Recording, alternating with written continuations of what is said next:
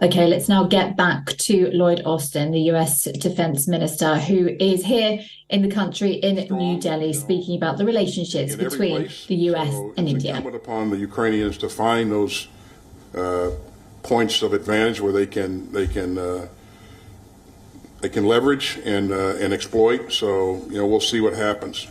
Again, our goal was to make sure that we provided them with the training, the platforms, the capability to be able to successfully breach and maneuver. So. Thanks, sir. Next question will go to Asia News International. Ajit. Sir, I'm Ajit Dubey from ANI. Thank you very much. Sir, you just talked about the bullying and coercion by the Chinese. Now, India and China have been in a military standoff for the last 3 years due to Chinese aggression on the eastern Ladakh sector. Looking at their deployments, sir, do you think there can be more such misadventures since they have not taken back any deployment from there on the Indian borders? And how do you see the Chinese defense minister's statement that NATO-like alliances in the Asia-Pacific can be very dangerous for the region? Yeah, so let me just make sure I got your question right. The first part of the question was whether or not I anticipate that there'll be more misadventures. And then the second question is regarding China's view of our effort to, their perception of our effort to establish a NATO-like alliance in this region. I'll take the last piece first. And you may have heard me say in Singapore the other day that we are absolutely not trying to establish a NATO in the Indo-Pacific.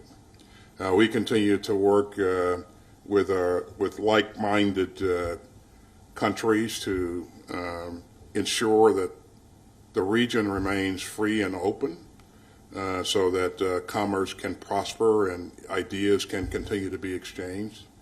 And so we will continue that work, and so certainly India and us share the same vision of a free and open Indo-Pacific. In terms of what could happen along the LAC, I won't get into any kind of speculation, but a number of things can always happen, but want to make sure that we do everything we can to ensure that things don't happen. And part of that is being able to communicate with great powers, being able to communicate with each other and prevent things from, incidents from escalating out of control. So I won't care to speculate as to whether or not there'll be additional misadventure, but I certainly hope not. So. Thank you, sir. Our next question will go to... Well, question, then I have one about India. Have the Ukrainians notified... That's two questions, Nancy. But only two, hopefully. Have the Ukrainians notified the U.S. of the start or the imminent start of their offensive? And if not, based on your military experience, what are we seeing happen? Intelligence with India during its border clashes with China? What other specific steps is the U.S. taking to ensure that India is capable of pushing against China's?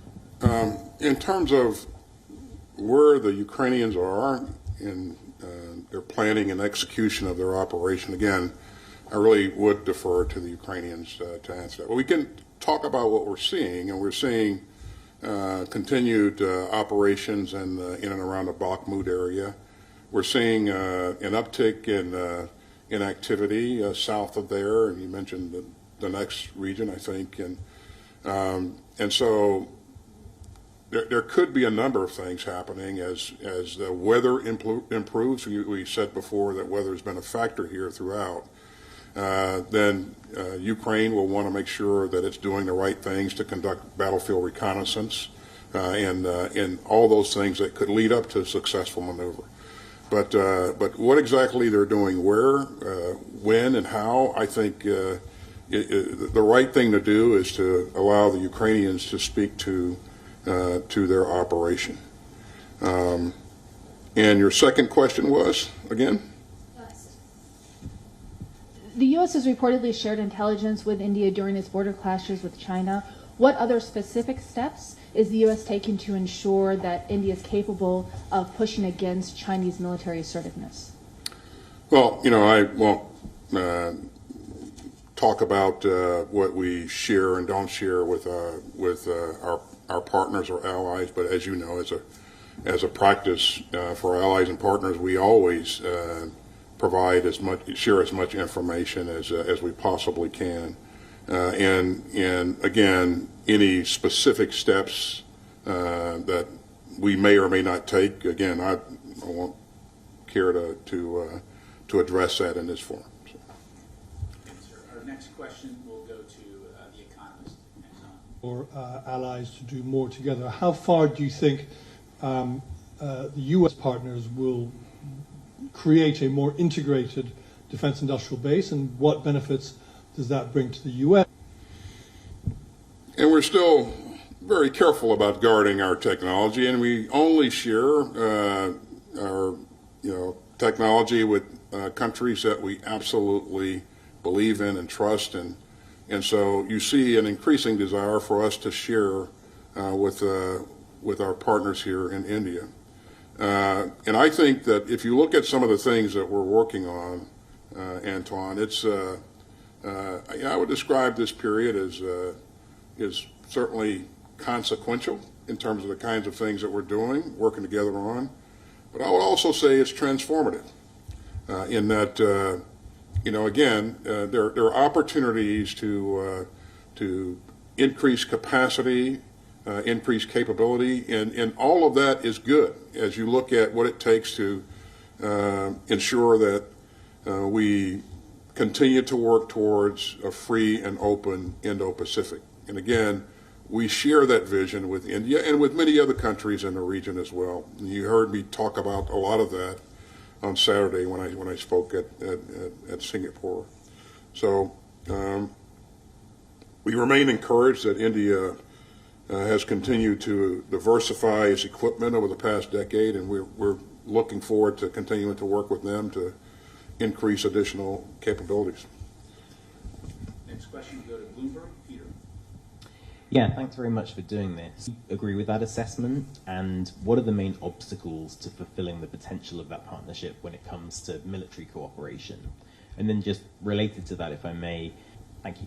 So the first piece is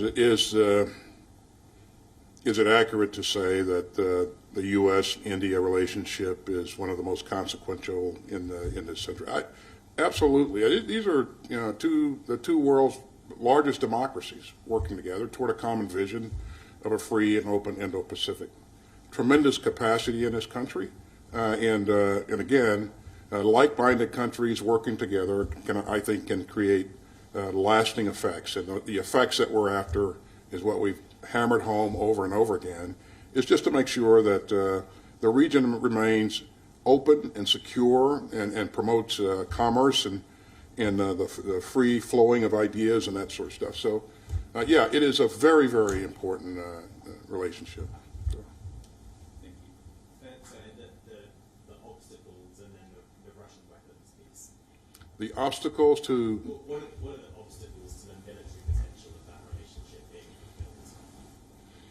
fulfilled? Well, I think there are actually more upsides than obstacles, and we'll focus on all the benefits that we will potentially achieve. And again, you can probably come up with 1,000 different obstacles for any problem set, but there's so much opportunity here. I think it's best to remain focused on what we can do with our partners here and really create goodness for the region. And goodness for both of our industrial bases and our militaries.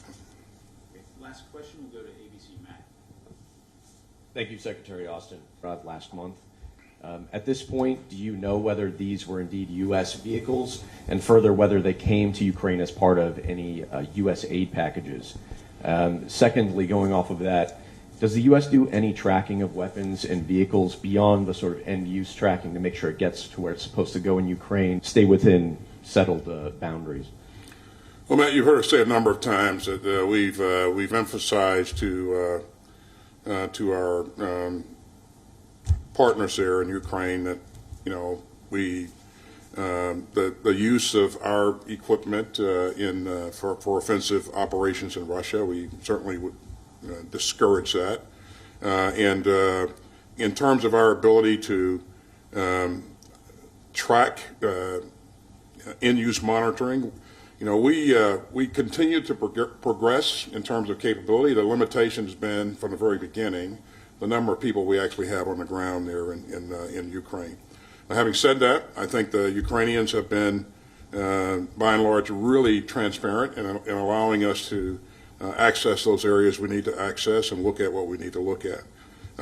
So we will certainly maintain the stance that the equipment that we provide is for use in their defense of their sovereign territory.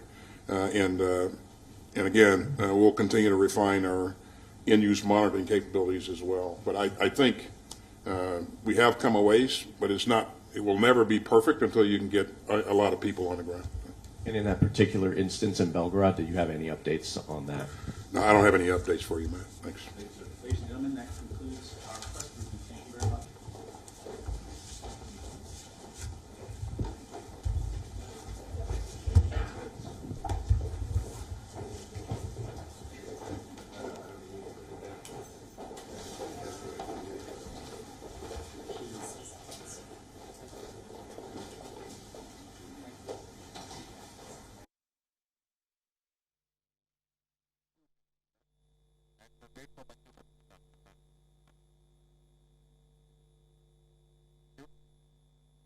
Okay, that was the US Defence Secretary Lloyd Austin there meeting the Indian Defence Minister in New Delhi in a bid to bolster security between the two countries, touching on a lot of points there, the influence of China, speaking about the Ukraine, and also opportunities. Well, for more on these points, Siddhant Sibal has been listening in and joining us from there. Siddhant, just take us through some of those key points that they were talking about. Well, one of the key focus areas during his press conference was on China, and China remains a worrisome factor for India and other countries in the region. The US Defence Secretary pointed to the coercion by the Chinese in the region and bullying by the Chinese, and he's coming from Singapore, where he, of course, attended the Shangri-La dialogue, and we saw the statements by the Chinese defense minister, not very positive statement which reeked of how China is perhaps keen on more bullying in the region. But essentially today, both sides, the Indian defense minister and the American Secretary of Defense, held conversations, and we saw one of the key focus areas was on Indo-Pacific, and both sides reaffirming free and open Indo-Pacific in a message to Beijing. But there were other aspects of conversations, including, of course, Pakistan, which the Indian side said is not trustworthy when it comes to the Western defense equipments, and that could destabilize the region. Other, of course, remained the issue of the GE deal, of course, manufacturing of jet engines in India. And it now looks, given that during the Indian Prime Minister's visit later this month to Washington, that will be announced. So all in all, both sides keen on making sure that relationship is more firmed up and there is more defense engagement in next couple of months and years. Okay, tell us more about what was said about Ukraine. Well, on Ukraine, the usual stance by the American side was put as the audience, of course, during the press conference. But what is interesting about these comments which were made by the US Defense Secretary is that they are made here in New Delhi.